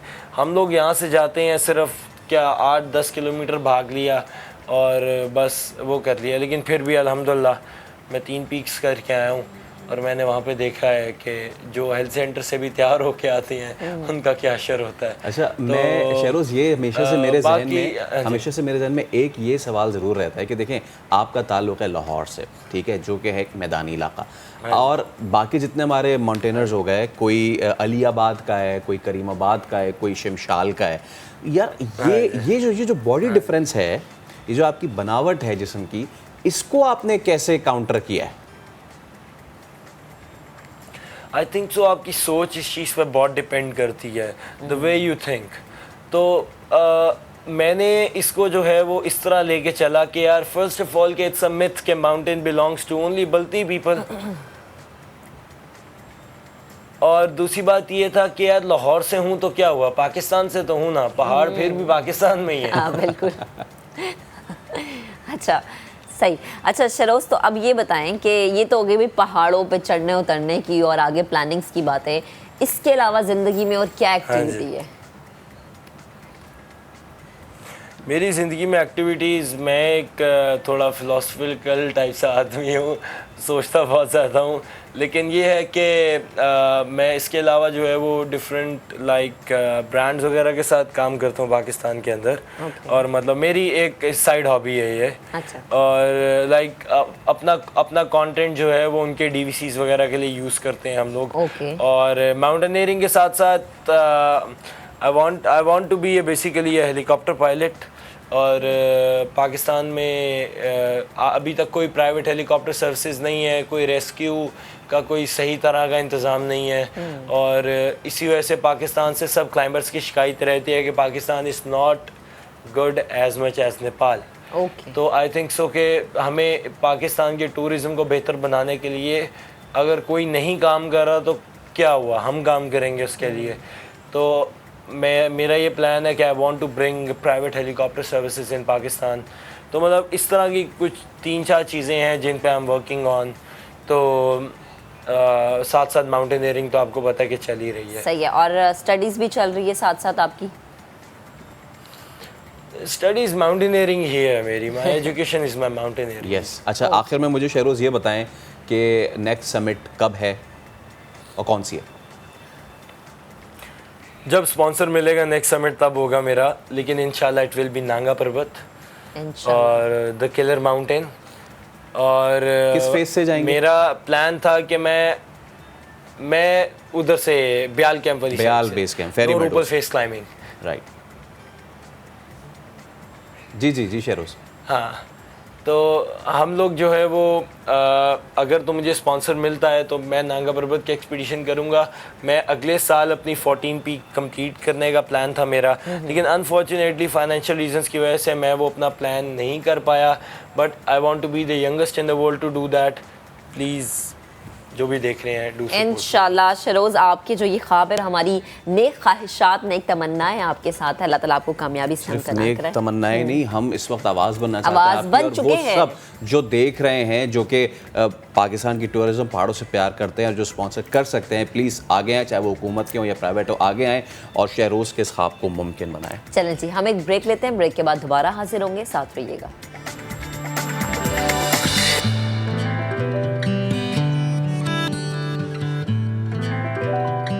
Welcome back once again. और अब बात करेंगे स्किन के इश्यूज़ के हवाले से। अच्छा, जैसे जैसे गर्मी बढ़ती है ना, आपकी स्किन के मसाइल ज़्यादा बढ़ना शुरू होते हैं। गर्मियों में कहते हैं कि आपके पोर्स ज़्यादा ओपन हो जाते हैं, चेहरे पर ज़्यादा दाने हो जाते हैं, क्योंकि स्वेटिंग आपके चेहरे पे बहुत ज़्यादा होती है और जनाब ऑयली जिनकी स्किन होती है वो तो बेचारे इतने परेशान हो जाते हैं क्योंकि पिगमेंटेशन होती है और ऑयलिंग की वजह से फिर वो जो दाग रह जाता है ना चेहरे को, वो खूबसूरत से चेहरे को थोड़ा सा बदनुमा बना देते हैं। अब ये होता क्यों है? क्या आपका इनटेक कैसा है या फिर आप अपनी केयर उस लिहाज से नहीं करते जितनी करनी चाहिए? इसी पर बात करने के लिए skin specialist doctor Ayesha Humaira हमें ज्वाइन कर चुके हैं, उनसे बात करेंगे। अस्सलाम वालेकुम आयशा, गुड मॉर्निंग। वालेकुम अस्सलाम, गुड मॉर्निंग। अच्छा, मुझे ये बताएं कि अमूमन ख़वातीन, मर्द हजरात भी ये शिकायत करते हैं कि जी गर्मियों में स्किन बहुत ज़्यादा ऑयली हो जाती है, इसकी वजह क्या है? एक तो ये कि जो आपके स्वेट ग्लैंड्स होते हैं, मतलब स्किन के अंदर हमारी वो ग्लैंड्स होते हैं जो कि एक्स्ट्रा सीबम प्रोड्यूस करते हैं या जिसकी वजह से आपको स्वेटिंग बढ़ जाती है। जब टेम्परेचर इंक्रीज़ होता है तो हमारी स्किन का पीएच लेवल भी ऑब्वियसली उसके मुताबिक डिस्टर्ब होता है और जब स्वेटिंग बढ़ती है तो उसकी वजह से हमें पिगमेंटेशन भी शुरू होती है। मोस्ट कॉमन मिस्टेक्स जो हम लोग करते हैं, आपने भी अक्सर लोगों को सुना होगा कि गर्मियां हैं तो हम मॉइस्चराइज़र्स क्यों लगाएं। हाँ। तो बेसिकली जब स्वेट करता है तो स्किन आपकी डिहाइड्रेट भी बहुत ज़्यादा होती है। उसको कंपनसेट करने के लिए आपको एक वाटर बेस्ड या एलोवेरा बेस्ड मॉइस्चराइजर्स अपनी रूटीन के अंदर रखने चाहिए। अच्छा, गर्मियों में भी? बिकॉज मैंने आपको बताया ना, डिहाइड्रेशन की वजह से आपको वो ड्राइनेस होती है स्किन के ऊपर और फिर आपको पैचेस बनते हैं। सुनने में थोड़ा सा अजीब सा लगता है, हमने यही सुना है कि विंटर्स के अंदर ही सिर्फ ड्राइनेस होती है और गर्मियों के अंदर नहीं होती, but this is how it is. जो हमारी नॉर्मल फिजियोलॉजी है हमारी स्किन की वो इस तरह की है। सेकेंड ये कि हम लोग सन ब्लॉक्स का इस्तेमाल नहीं करते। जब हम घरों से निकलते हैं या अक्सर बहुत सारे लोग ऐसे भी होते हैं जो सन ब्लॉक्स तो यूज़ करते हैं लेकिन वो कहते हैं कि जी हम मॉर्निंग में लगा लेते हैं बस। सन ब्लॉक को एवरी 2 आवर एप्लीकेशन पे रिपीट करना होता है। आप जेल फॉर्म्स के सन ब्लॉक्स अवेलेबल हैं बहुत अच्छे मार्केट में, जिससे आपको स्वेटिंग नहीं होती और वो आपकी स्किन को हाइड्रेट भी रखते हैं। उनकी कॉम्पोजिशन इस तरह से की गई है। जब आप सन ब्लॉक्स लगाएं तो कोशिश करें कि जब आपका सन एक्सपोजर हो उससे आप 10 मिनट्स बिफोर सन ब्लॉक्स लगाएं। और अगर आप कंटिन्यूस बाहर हैं या आपका कुकिंग का भी एक्सपोजर है, जैसे घर में ख़वातीन भी होती हैं हमारी, तो आप 2 आवर्स के बाद 3 आवर्स के बाद एक बार सन ब्लॉक को रिपीट कर लें। अच्छा, कुकिंग करते हुए ख़वातीन सन ब्लॉक लगा लें? बिल्कुल लगाएं और लगाना चाहिए एग्जैक्टली, बिकॉज देखें वो जो हमारे फ्यूम्स बन रहे होते हैं कुकिंग के दौरान और जो हीट होती है, कुकिंग की हीट ड्यूरिंग कुकिंग बहुत ज़्यादा होती है। मेरे पास अक्सर क्लिनिक पे जब पेशेंट्स आते हैं और हम उनसे कहते हैं कि आपने कोई भी ऐसे ट्रीटमेंट करवाते हैं जैसे लेजर्स हैं या माइक्रो नीडलिंग है, ये केमिकल पील्स हैं, तो उसके बाद आपको कुकिंग को अवॉइड करना होता है 2 to 3 डेज़ के लिए। तो अक्सर मुझे ख़वातीन कहती हैं कि अगर हम सिर्फ रोटी बना लें, लेकिन सबसे ज़्यादा सबसे ज़्यादा हीट आपको उसमें लग रही होती है। तो बेहतर ये होता है कि आप जो है वो सन ब्लॉक्स लगाएं, ज़रूर लगाएं, ख़ास तौर पे गर्मियों में बहुत अपनी स्किन का ख्याल करें। एंड एक फेस वॉश अच्छा आप अपनी स्किन केयर रूटीन में ज़रूर रखिए। जी। अच्छा, ये मुझे बताएं कि अब जैसे बहुत सारे लोग इस सीज़न में वर्कआउट करने को बड़ा प्रेफर करते हैं कि जी more the sweating more the burning, लेकिन होता ये है कि वो फिर अब ख्याल नहीं रखते। It's not about your facial skin, it's about overall body. जब हम जूतों की बात करते हैं, जब हम बांध के रखते हैं उनमें स्वेटिंग होती है, ख्याल नहीं रखते, रिंग वॉर्म्स हो जाते हैं, इवन ये उंगलियों के बीच में हो जाते हैं, तो उनका किस तरह ख्याल रखने, ज़रा ये गाइड करें। देखिए, फंगल इन्फेक्शंस की जब हम बात करते हैं तो फंगल इन्फेक्शंस में सबसे ज़्यादा समझने वाली बात यह है कि अगर आपको रिंग वॉर्म हो गया है तो दिस इज़ कंटेजियस, वो एक से दूसरे को लगता है। अब हमारे यहाँ कॉमन मिस्टेक्स, जैसे आपने जिम्स की बात की, टॉवल्स भी एक दूसरे का शेयर कर लेते हैं, यहाँ बहुत कॉमन है ये प्रैक्टिस। और चलें अगर जिम में नहीं तो घरों में तो लाजमी बहुत एक दूसरे का कॉमन हम टॉवल्स यूज़ करते हैं। जब फंगल इन्फेक्शंस के ट्रीटमेंट के ऊपर जाते हैं तो सबसे पहली चीज़ ये तो टोट का अवॉइड करें, किसी भी किस्म के वो फिटकरी के पानी और इस तरह की चीज़ों को बिल्कुल अवॉइड कर दीजिए। सबसे पहला काम आपने ये करना है कि आपने अपने डर्मेटोलॉजिस्ट को दिखाना है। फंगल इन्फेक्शंस के अंदर दूसरी कॉमन मिस्टेक्स जो हम लोग भर भर के स्टीरॉइड्स का इस्तेमाल कर रहे होते हैं। डर्मोवेट बहुत कॉमनली लगाई जाती है, बहुत ज़्यादा क्यूटिवेट, मतलब इस तरह की जो क्रीम्स जो कि आपके घरों के अंदर आसानी से मिल जाती हैं, बस हर ट्रीटमेंट में हम समझते हैं कि वो लगा लें, उससे आपका फंगल इन्फेक्शन एग्रीवेट होता है। सेकेंड ये कि फ़ंगल इन्फेक्शंस को प्रॉपर्ली ट्रीट करवाइए। उसका 3 वीक से लेकर आपका 12 वीक्स तक का कोर्स होता है डिपेंडिंग अपॉन योर सिवियरिटी। अगर आप उस मेडिसिन को कंटिन्यूस नहीं इस्तेमाल करते और आप 2 दिन खाते हैं, 1 दिन छोड़ते हैं, फिर 3 दिन खाते हैं, फिर 2 दिन छोड़ते हैं, तो वो आपको फ़ायदा नहीं देता। सेकेंड ये कि आपका रेजिस्टेंट बॉडी के अंदर डेवलप हो जाती है। जब भी हम कोई भी एंटी फंगल मेडिकेशंस यूज़ करें तो एटलीस्ट उसको मिनिमम 3 वीक्स तक यूज़ करें, उसके बाद फिर हमें उसके रिजल्ट्स फील होना स्टार्ट होते हैं। और जो कॉमनली जो शूज़ की बात है तो कोशिश ये करें कि बहुत ज़्यादा बंद शूज़ का इस्तेमाल ना करें। बहुत मजबूरी है आपकी तो आप उसको इस्तेमाल करें, क्योंकि जितना ज़्यादा आप उसको गीला रखेंगे, स्वेट रखेंगे, तो वो फंगस आपका ग्रो करेगा। वज़ू के बाद कोशिश करें फ़ौरन उसको ड्राई कर लें। टॉवल इस्तेमाल ना करें, एक साफ़ टिशू यूज़ करें जो कि अच्छी क्वालिटी का हो, फ़ाइन क्वालिटी का टिशू हो, बिकॉज़ वो आप डिस्कार्ड कर देते हैं। टॉवल में क्या होता है कि आप रीयूज़ कर रहे होते हैं। इसी तरीके से बहुत सारे लोगों को आपने देखा होगा, इट्स वेरी कॉमन प्रैक्टिस कि सोप्स भी पूरे घर में शेयर हो रहे होते हैं। जो एक है वही वॉशरूम है या फिर आपके बाहर वाले वॉश बेसिन पे आना जाना, हाथ धोना वहीं से होता है। बिल्कुल, एग्जैक्टली। तो आपका वो जो सोप आपके इन्फेक्टेड एरिया पे जब लगता है तो वो भी कंटेजियस होता है, एक से दूसरे को लगता है। ज़्यादातर एंटीबैक्टीरियल सोप्स का लोग कहते हैं कि दिस इज़ सेफ, बट ऐसा होता नहीं है। एंटीबैक्टीरियल सोप्स भी आपको कहीं ना कहीं कंटेजियस होते हैं। इट्स बेटर कि आप लिक्विड फॉर्म में यूज़ करें। अच्छा आयशा, मुझे ये बताएं कि जैसे गर्मियों में कहते हैं कि आपके पानी का इंटेक ज़्यादा होना चाहिए, हम लोग उतना पानी फिर भी नहीं पीते, और ये भी वजह होती है कि हमारी स्किन और स्पेशली हमारे बाल ख़राब होना शुरू होते हैं। मैं चाहूँगी देखने, क्योंकि हम हर जो भी आता स्किन स्पेशलिस्ट हम ये रिक्वेस्ट करते हैं कि देखने वालों को बताएं कि पानी पीना और वो चीज़ें जैसे क्यूकम्बर है, जैसे वाटरमेलन है, इसमें पानी की मिकदार ज़्यादा है, इनको खाना, स्पेशली गर्मियों के फल और गर्मियों में सलाद खाना कितना ज़रूरी है आपके लिए? देखिए, फूड तो वैसे भी आपका फूड इंटेक बहुत ज़रूरी है। अभी हम हाइपर पिगमेंटेशन की बात कर रहे थे। B12 की डेफिशिएंसी की वजह से सबसे ज़्यादा हाइपर पिगमेंटेशन होती है। B12 आपका रिच होता है ग्रीन लीफी वेजिटेबल्स के अंदर। अच्छा, पानी को कुछ लोग जो है वो कंफ्यूज कर देते हैं और 20-20, 25-25 ग्लास, 18 ग्लास पानी पीने लग जाते हैं। कोई भी चीज़ जो आपके इक्विलिब्रियम से डिस्टर्ब होगी, आपके बैलेंस से हटेगी, वो आपके लिए नुकसानदेह होगी, चाहे कम हो चाहे ज़्यादा हो। तो एक नॉर्मल बंदा आपकी और मेरी फिज़िक जैसा, उसको बेहतर ये है कि 8 से 10 ग्लास, 12 ग्लास आप रूटीन के अंदर पानी रखें। This includes your fruit intake, आपके जूसेस, फ्रेश जूसेस, शेक्स, आपकी टी, ये तमाम चीज़ें इसके अंदर शामिल होती हैं। कोशिश करें कि गर्मियों के अंदर कैफ़ीन का इस्तेमाल थोड़ा सा कम कर दें। बहुत सारे लोगों को आपने देखा होगा कि बहुत ज़्यादा चाय पीते हैं। अच्छा, कुछ लोग होते हैं जो डिटॉक्स पानी बना के रख लेते हैं, बहुत अच्छा पूरा है। दिन आपने वो पीना है, पूरी रात आपने वो बना के रखा है और फिर मॉर्निंग से शुरू करें और रात तक पीना है, देन अगेन आप उसको चेंज करते हैं। तो ये जो डिटॉक्स पानी होता है, इसके लिए क्या क्या इंग्रेडिएंट्स ज़्यादा ज़रूरी होते हैं? देखिए, डिटॉक्स बेसिकली, डिटॉक्स का कंसेप्ट क्या है? It's basically detoxification means cleaning of your body. ठीक है, उसके अंदर आप जितने ज़्यादा एंटीऑक्सीडेंट्स इंक्लूड करेंगे उतनी ज़्यादा आपकी क्लीनिंग होगी। एंटीऑक्सीडेंट्स तमाम फ्रूट्स एंड वेजिटेबल्स के अंदर रिच होता है, लेकिन यूजुअली जो इजीली अवेलेबल्स होते हैं हमारे पास, यूजुअली लोग जो है खीरा डालते हैं, लेमन डालते हैं, मिंट डालते हैं उसके अंदर, उससे वो डिटॉक्स वाटर बना दिया जाता है। अदरक भी कुछ लोग डाल देते हैं, लेकिन अदरक का थोड़ा सा आपका इस्तेमाल ऐसा है कि अगर आपको एक्नी प्रोन स्किन है या आपको इस तरह के कोई प्रॉब्लम्स हैं तो कोशिश करें कि उसको अवॉइड करें, उससे फिर एग्रीवेट होती है।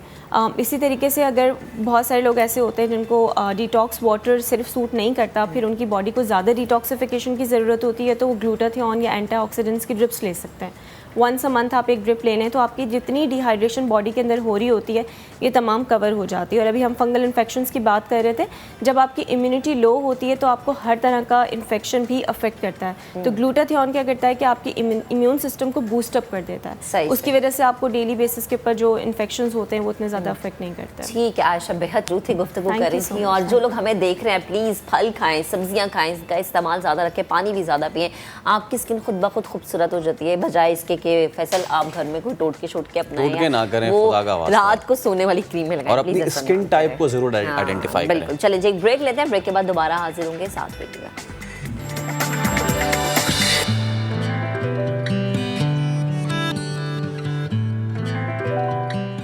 Welcome back. अब ज़रा खेल की बात करेंगे। पाकिस्तान और वेस्ट इंडीज़ के दरमियान पहले वनडे की पाकिस्तान ने 306 रन का हदफ आखिरी ओवर में हासिल करके मैच 5 विकेटों से अपने नाम किया है। कप्तान बाबर आजम ने 103 रन की इनिंग्स खेली और वो 2 बार सेंचुरी की हैट्रिक करने वाले वनडे क्रिकेट की तारीख के पहले खिलाड़ी बन चुके हैं। और भी बहुत कुछ हुआ कल के मैच में, सब पे बात करेंगे। माजिद भट्टी साहब में ज्वाइन कर चुके हैं हमारे साथ। अस्सलाम वालेकुम। अच्छा, सारी अच्छी बातें हमने कर दी और रिपोर्ट भी बड़ी अच्छी बना दी। हम सब खुश हैं कि जी बड़ा अच्छा आगाज़ हुआ, लेकिन हम इतना डीप लेकर मैच को गए, 4 ओवर में 44 रन रह गए थे। क्या आपको लगता है ये सही था? जी वालेकुम अस्सलाम। फैसल, देखें, जीत जब होती है ना तो बहुत सारी जो खामियां हैं वो छुप जाती हैं। मेरा ख्याल में जो सबसे बड़ा इस मैच में मुझे एक माइनस फैक्टर नजर आया वेस्ट इंडीज की टीम, दुनिया की बड़ी टीम पाकिस्तान आई। अगर ये मैच अच्छे मौसम में किसी ऐसी जगह पे होता जहां मुल्तान से बेहतर हालात होते तो शायद तमाशाई भी इंजॉय करते। मुल्तान का स्टेडियम हमने देखा काफी कल खाली था। हालांकि छोटा शहर है जहाँ 14 साल बाद मैच हो रहा था, लोगों में जोशो खरोश था, लेकिन जो हालात थे, इवन आप देखें कि अंपायर अलीम डार कोलैप्स कर गए, अंपायरिंग जारी नहीं रख सके। शाय होप्स जिन्होंने सेंचुरी बनाई वो फील्ड में नहीं आ सके, तो बहुत टफ कंडीशंस थी। इसके बावजूद पाकिस्तान ने मैच जीता। क्रिकेट के मैदान से एक अच्छी खबर आई, लेकिन जो मेरे लिहाज से कल सबसे अच्छी खबर थी कि पाकिस्तान को अब नौजवान खिलाड़ी भी मैच जितवा रहे हैं। हालांकि जो क्रिकेट के ग्रेड्स हैं वो तो वही प्लेयर कहलाते हैं जो मैच फिनिश करते हैं। बाबर आजम ने जो सेंचुरी बनाई उनकी जितनी तारीफ की जाए कम है। रिजवान ने जो 50 बनाए वो भी तारीफ के काबिल है। लेकिन मेरे ख्याल में बड़े प्लेयर्स दुनिया के वही होते हैं जो मैच को लेके चले और मैच को फिनिश करें। तो ये थोड़ा सा था, लेकिन खुशदिल शाह की जितनी तारीफ की जाए, उन्होंने कैलकुलेटेड इनिंग्स खेली जो उनसे एक्सपेक्टेशंस थी। आप देखें कि 47वें ओवर में उन्होंने लगातार 3 छक्के मारे, फिर 49वें ओवर में उन्होंने एक और छक्का मारा, फिर आखिर में मोहम्मद नवाज ने मैच को फिनिश किया। तो नौजवान लड़के प्रेशर ले रहे हैं, पाकिस्तान को मैच जितवा रहे हैं। तो मेरे ख्याल में पाकिस्तान क्रिकेट राइट डायरेक्शन पर है, लेकिन प्लानिंग वाइज मेरे ख्याल में मुल्तान इस गर्म मौसम में अच्छा वेन्यू नहीं था इस वनडे इंटरनेशनल के लिए। अच्छा भट्टी साहब, होता है ऐसा अक्सर कि एक मैच हम जीत गए, अगले मैच में वो खुशी इतनी जारी रहती है कि हम वो परफॉर्म ही नहीं कर पाते जो हमें करना चाहिए था। तो डू यू रियली थिंक कि ये जो खुशी है ये अब उतनी तारी नहीं रहेगी हमारे प्लेयर्स पे, अगले मैच में भी जम के खेलेंगे? देखिए, मैं दुनिया के जिन बड़े प्लेयर से जब भी मिलता हूँ तो एक बात वो बार बार कहते हैं, वो कहते हैं कि जी कल जो हो गया वो अब हिस्ट्री हो गई, अब आज नया दिन है, नया मैच है। लिहाजा मुझे उम्मीद है कि पाकिस्तान की टीम, अभी आप देखें कि ऑस्ट्रेलिया के खिलाफ एक मैच में 348 रन का टारगेट चेज करना था, पाकिस्तान 1-0 डाउन था सीरीज में, पाकिस्तान ने वो मैच भी जीता। तो मुझे उम्मीद है कि अब जो पाकिस्तान ने पहले मैच में किया वो तो अब हिस्ट्री हो गई। अब जुमे को नया मैच है, नया दिन है। उम्मीद यही है कि पाकिस्तान की तकरीबन यही टीम खेलेगी अगर कोई फिटनेस के इश्यूज नहीं हुए। लेकिन एक जो हारिस रऊफ की कारकर्दगी है उसमें सवालिया निशान है। मैं इसी पे भट्टी साहब इसी पे मैं आ रहा था। हारिस रऊफ ने 4 विकेटें जरूर ली, लेकिन उनका एवरेज जो था रन देने का बहुत ज़्यादा था। फॉर दैट से हसन अली, उन्होंने भी बड़े रन्स लुटाए। हालांकि बड़ा उनके बारे में कहा जा रहा था यार एंडरसन से सीख के आ रहे हैं, लेकिन फिर हुआ क्या कल बॉलिंग में? बॉलिंग की भी जो लैकिंग थी वो भी मौसम पे डालें क्या? देखिए, मौसम डेफिनेटली एक फैक्टर था कि 46 टेम्परेचर में बॉलिंग कराना। ये इंग्लैंड में खेल कर आ रहे हैं जहां पर बाज़ दफ़ा माइनस में भी टेम्परेचर चला जाता है, तो एक बिल्कुल डिफरेंट कंडीशन थी। लेकिन प्लेयर ज़ाहिर है प्रोफेशनल है, हर किस्म के हालात में खेलने के आदी हैं। मेरा ख्याल में जो बेंच में हमने लड़के बिठाए हुए, जिस तरह मोहम्मद वसीम जूनियर बैठे हुए हैं, या शाहनवाज धानी है, या जाहिद महमूद लेग स्पिनर है। हालांकि कल शादाब खान ने बॉलिंग अच्छी की है, वो उन्होंने सबसे कम रन दिए, 10 ओवर में 37 रन दिए। मेरे ख्याल में अगले मैचेस में इन यंगस्टर्स को ट्राई करना चाहिए। हारिस रऊफ विकेट जरूर लेते हैं लेकिन महंगे बहुत है। तो अब हम जब 2023 के वर्ल्ड कप की तैयारी कर रहे हैं तो मेरा ख्याल अपनी जो बेंच है उनको भी, हमने बेंच में बैठे हुए लड़कों को भी मौका देना है, ट्राई करना है कि क्या वाकई वो भी प्रेशर लेने के काबिल है। सही। और भट्टी साहब, अगर मौका नहीं मिलेगा तो फिर वो एक आवाज़ उठती है हमेशा फेवरेटिज्म वाली। टीम की सिलेक्शन आपको कैसी लगती है, अगर हम ये देखें कि हमारी टीम की सिलेक्शन स्पेशली मौसम या मैदान को मद्देनजर रखते हुए? देखिए, बज़ाहिर तो अब चूंकि पाकिस्तान मैच जीत गया, अगर हम सिलेक्शन की बात करेंगे तो लोग कहेंगे कि शायद कोई एंगल लेके चले हुए। लेकिन मेरे ख्याल में जब ये टीम अनाउंस हुई थी, मैंने उस वक्त भी शायद आपके साथ ही एक दिन प्रोग्राम में कहा था कि मेरे हिसाब से शान मसूद को इस वनडे टीम में होना चाहिए था। जावेद मियांदाद जो पाकिस्तान क्या दुनिया के क्रिकेटिंग ग्रेट हैं, उन्होंने भी 2 दिन पहले कराची में एक फंक्शन में शान मसूद के लिए बात की।